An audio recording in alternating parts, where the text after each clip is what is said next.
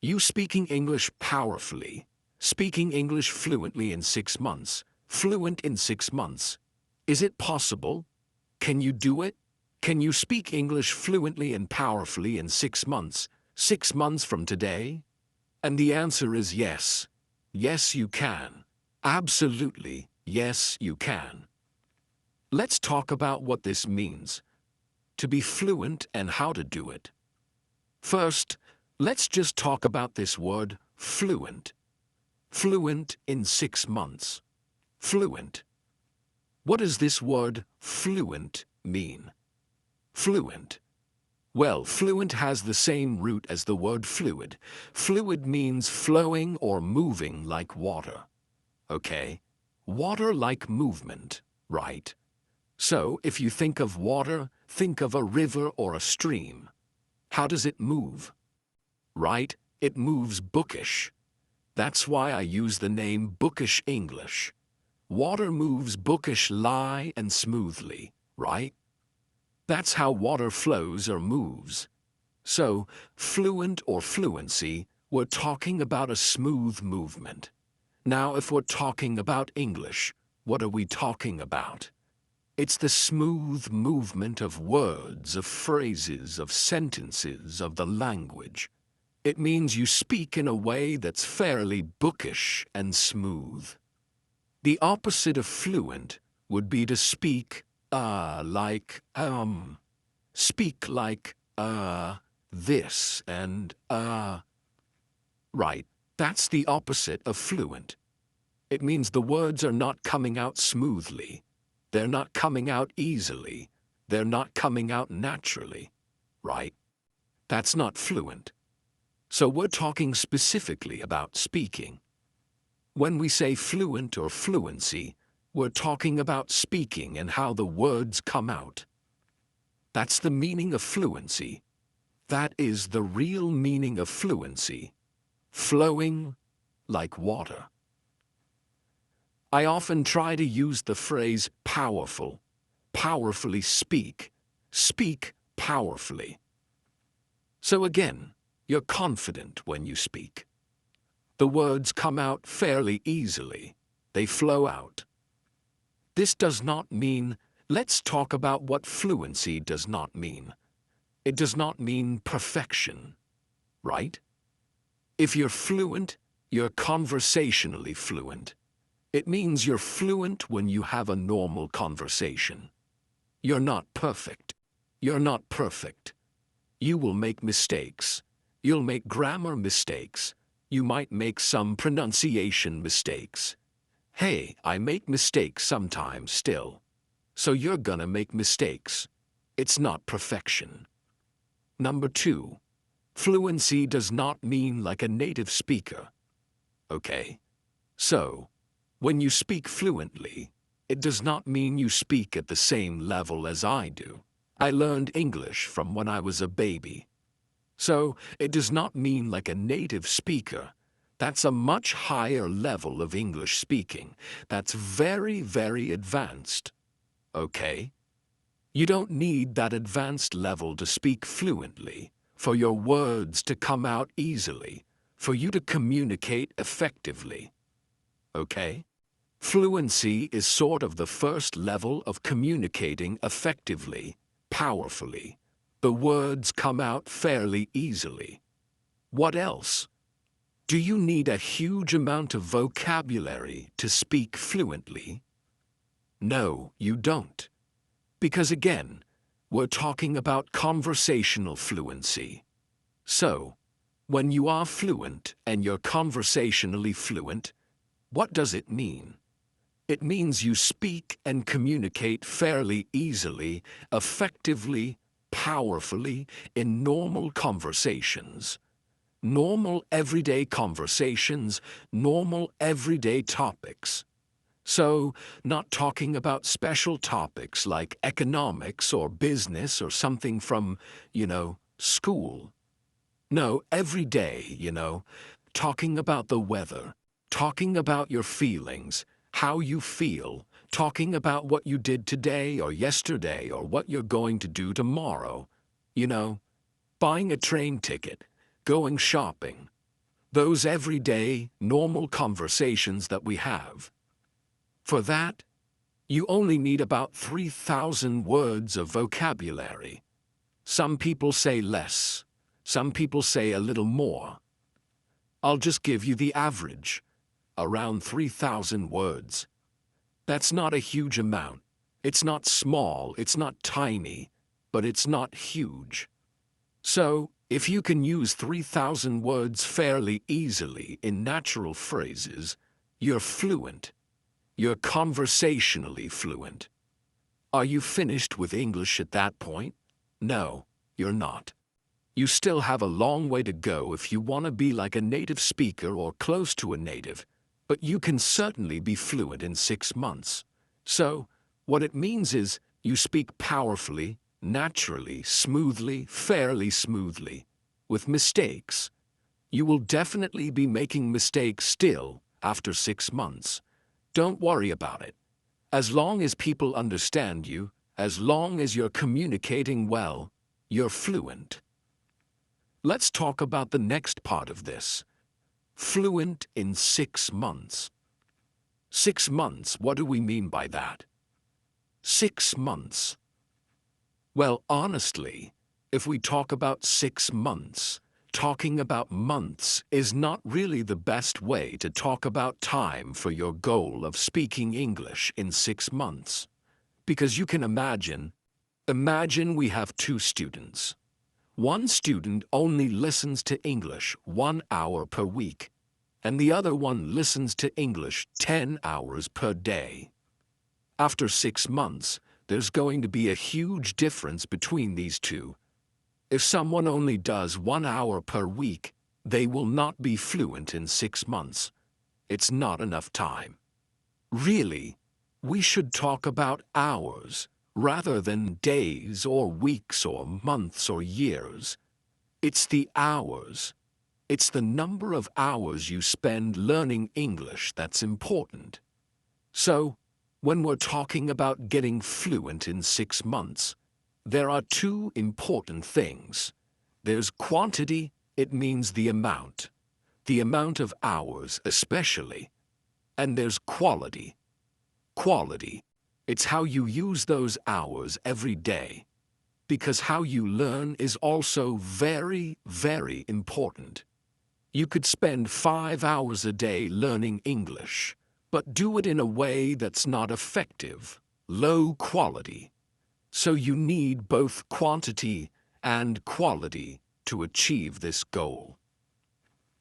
Let's first talk about the quantity. How many hours do you need? How many hours do you need to become fluent, conversationally fluent? Well, it's different for every person. I can't give you an exact number. I'll give you a very general number. Let's say about 700 hours.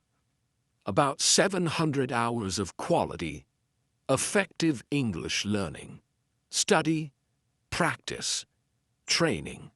About 700 hours. Now for some people, it will be more, might be 1,000. And for some, it might be less. So, we'll just say as a general average guess, about 700 hours. Now here's some good news. You already have some hours, right? You probably learned English in school for many years. That was low quality. A lot of those hours were not very good. But still, it's better than nothing. Okay? If you learned English for 5 years in school, you at least learned some vocabulary through memorization. Maybe you can't use it very effectively. Maybe your head is filled with grammar and you're confused. You're not fluent yet, but it's still better than 0. So you still have some hours already. That's good news. That will help you. It means you don't quite need 700 hours. Maybe you only need 500 to get fluency, which is great. Good news for you. The other part of this, that's quantity. That's the amount of hours you need in 6 months. The next part is quality. It's how you do it that is very important. As I said in school, low quality. You might learn English in school for 1,000 hours, but the problem is you're memorizing lists of vocabulary that you quickly forget. You're memorizing long lists of grammar that you can't use when you speak. Too complicated. You forget. You're taking tests.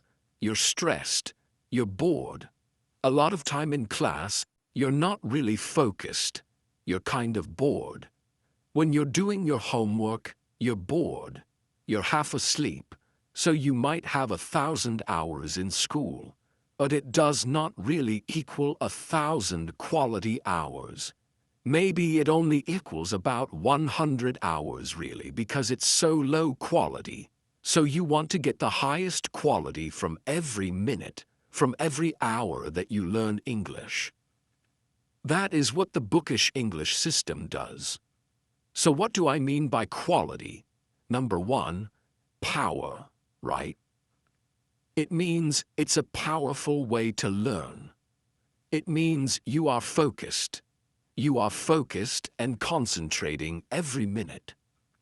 So if you're listening to English but you're kind of falling asleep, you're sitting at your desk, that's low quality. That's no good. You're wasting a lot of your time. Your brain needs to be awake. You need to be focused. You need to be listening carefully to every word, every phrase. That's the highest quality. Alert, awake, maximum concentration. It needs to be understandable. This is something else for quality English learning. You must understand it. If you don't understand it, you're wasting your time. So this is the problem. If you're lower level and you listen to a movie or a TV show, you're wasting your time. It's too advanced.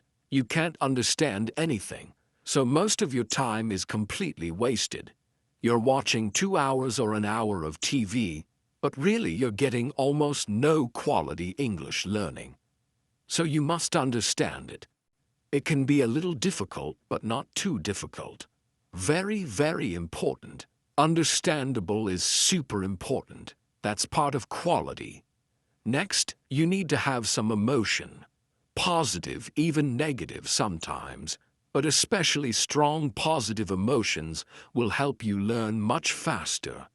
That's also part of quality. It's why I use stories a lot in bookish English. Just think about it. When you learn something with no emotion, just kind of flat, it's much easier to forget. But if you learn something with excitement or energy or passion, or sometimes even fear or humor, laughter, you are more likely to remember it and to remember it for a long time. So it needs to be emotional and energetic. Emotion and energy go together. So again, a low energy, low quality way to study English is to sit at your desk listening or just reading a textbook, right? It's low energy. Your mind starts to go to sleep. You're wasting a lot of your time. But if you're up, if you're moving, if your heart's, beating, you got energy going through your body, you're feeling good, you're smiling, you're awake, your brain wakes up, everything is much more effective. Everything you do, you will remember better. You will learn faster. This is so important. You need the highest quality time to achieve this goal. I'll give you a quick example of this. Let's say you're trying to learn the verb to cuddle. To cuddle. That's a nice little word. To cuddle. Now, the low-quality way, the school way, the normal way to learn to cuddle would be to look in the dictionary for the verb to cuddle and to write down the meaning and then to memorize it.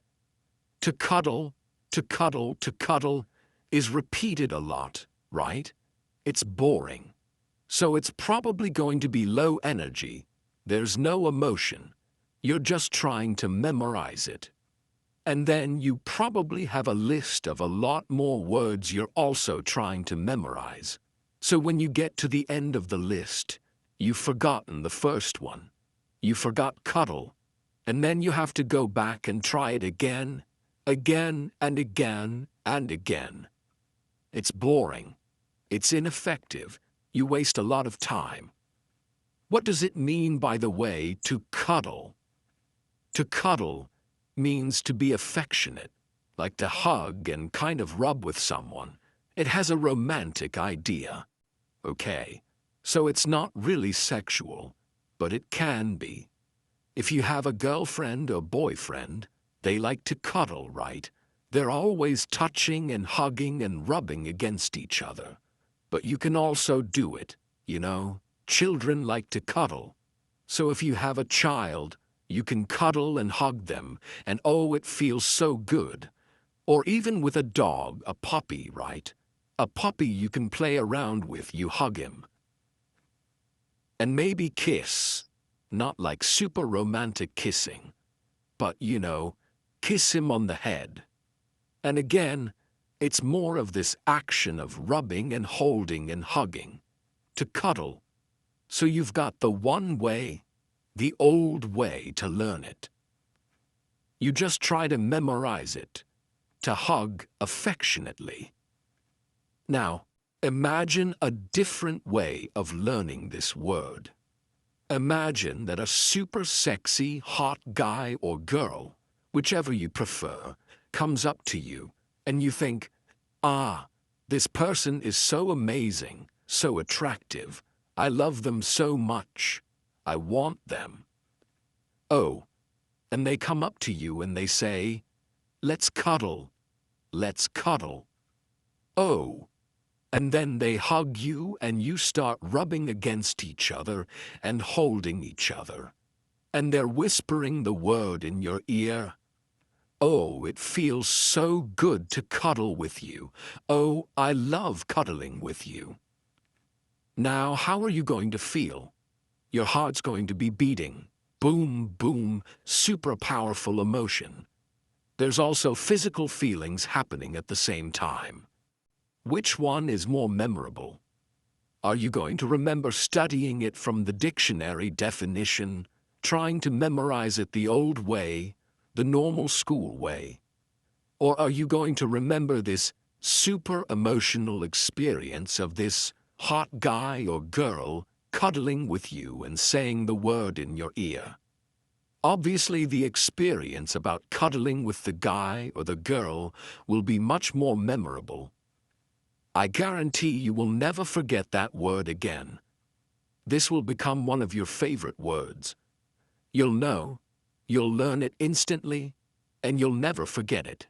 That's an example, an extreme example, of the highest quality of learning, in this case, vocabulary, right? Because it's got the maximum amount of emotion. Now, of course, normally day to day, it's hard to achieve that super high level of emotion. I wish we could. It's hard to.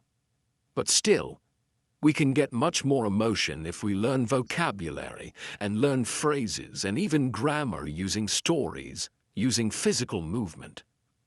All the things we do in bookish English are designed to bring the emotion higher, bring the energy higher, so that you remember everything much faster and longer. That's how we get faster, more powerful results, because the quality is so much higher with bookish English. Let's talk about another example. I want you to train like a champion. Imagine that English, instead of like a subject you study in school, imagine it's more like a sport. It's an activity that you're training for, like you would for a sport, right? To be a champion. You're going to be a champion English speaker. You are a champion English speaker. How would you train like a champion? I do jiu-jitsu, Brazilian jiu-jitsu. It's my hobby. So let's imagine two jiu-jitsu fighters, two jiu-jitsu students, okay?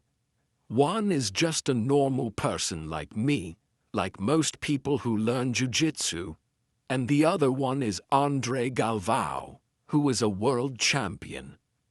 Let's look at the difference in quality, how they train, and quantity. How do they train jiu-jitsu, and how do they get results? What are the results? How are they different? What's different about a champion and a normal person? Because again, I want you to be a champion in English, not just a normal school learner. A normal person for jiu-jitsu usually goes to class 2 or 3 times per week. 2 or 3 times a week is the kind of normal, average jiu-jitsu learner, and that's what I do. Most of the people I know train 2 to 3 times per week. What does Andre Galvao, the world champion, do? He trains twice per day, maybe more. 2 times per day, that's 14 times per week instead of 2 or 3. So his quantity, his amount, is much, much higher. But guess what? It's also much more quality. The other thing, when a normal person learns a new technique in jiu-jitsu, they practice that technique maybe 10 times, maybe 20 times. I'd say, at the most, probably 50 times. How many times does Andre Galvao practice a new technique that he's working on? 1,000 times or more. He practices each new technique 1,000 times or more. The amount of repetition that a champion gets in their practice, in their training, is much, much higher. Again, so much higher quantity, repetitions. It's the amount of time, the number of hours per day, and also the amount of repetition that they get is so much higher for a champion. And then, the quality. What about the quality? The amount of focus. So for a normal jiu-jitsu learner, they think of it as kind of a hobby. That's how I think of jiu-jitsu. It's a hobby. So I go and I try to pay attention. I'm focused, of course. I'm awake when I'm there. I'm enjoying myself. But Andre Galvao, or another champion, is much, much higher than that. They are totally focused, right? They are super high energy. They are serious. They are concentrating every minute. They are learning every minute. They're training. The intensity, the emotion is super high. They're also consistent. Normal people who are learning something like jiu-jitsu or any sport as a hobby, some days you feel good and you try really hard, and some days maybe you're a little tired, a little lazy. You don't try your best, and it's kind of up and down. Day to day, it's different. A champion like Andre Galvao, every moment, every day, every training, it's 100% effort all the time, 100% energy all the time, 100% passion and emotion all the time. Every minute, every hour, every week, every month of training. The emotional quality, the energy, is so much higher than just regular normal people. And of course, what's the result? Andre Galvao, super fast improvement, world champion. Normal people, still improving, but slow improvement. I'm getting a little better at jiu-jitsu, but it's very slow. Most people, they improve, but slowly, nothing like a champion. Normal people will never become world champions. We can learn from this example because we see this in all sports, in all different skill areas, this same idea of quantity and quality. And quality, that's what determines the amount of success you have, how powerful your results are, and how fast your improvement is. So I want you to be a powerful champion. I want you to be the Andre Galvao of English learning. You can be a champion English speaker. You can speak English powerfully and fluently in 6 months. 6 months from now, you can do it. You will do it when you use the bookish English system. The highest quantity you can get, and of course, most importantly, the highest quality every single time you listen to English, learn English, and train with English. Quality, quality, quality. That's what bookish English is about. Now, another important point. Don't let anyone else tell you that you cannot do this. Don't let anyone else tell you you can't do anything in life, not just about English. Anything. There are always people out there who will tell you, you can't do it. It can't be done. You can't be fluent in 6 months. You can't make a lot of money. You can't start your own business. You can't. You can't. Right? There's always these negative people in life, I promise you.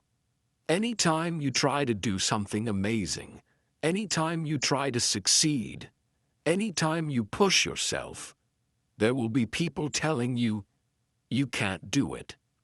There will be people trying to make you feel weaker. I don't know if it's jealousy.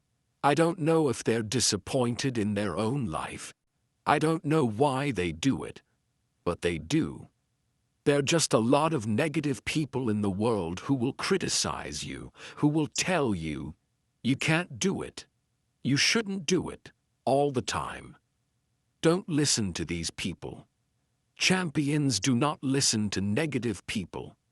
Champions just ignore those people. See, my job is the opposite. I always call myself an English coach, not a teacher. I think teachers are too negative. I just don't like the word teacher. Coach, right? A coach. My job is to be your coach. And as your coach, I want to destroy doubt. I want to destroy weakness. Okay? I want to build your power. I want to build and increase your confidence. I want you to believe in yourself. I want you to dream bigger. I want you to dream more powerfully. I want you to believe that you can do it, that you will do it, whatever you want in life.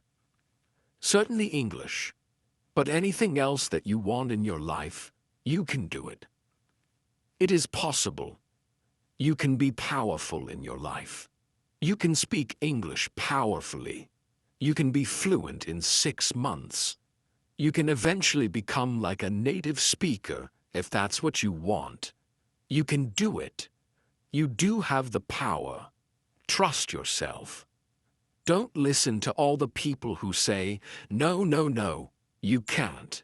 You can't. No, you can, and you will. Will it always be easy? No. But you're strong. You will find the strength. You will find the power. You can, and you will be a champion. Just believe in yourself. That is my message to you. Think like a champion. Act like a champion. Train like a champion with English, and you will speak English powerfully and fluently in 6 months. Maybe less, maybe more. It's your decision. You can, and you will do it. Be a champion and trust yourself. And go to Bookish English channel and practice every day. See you next time.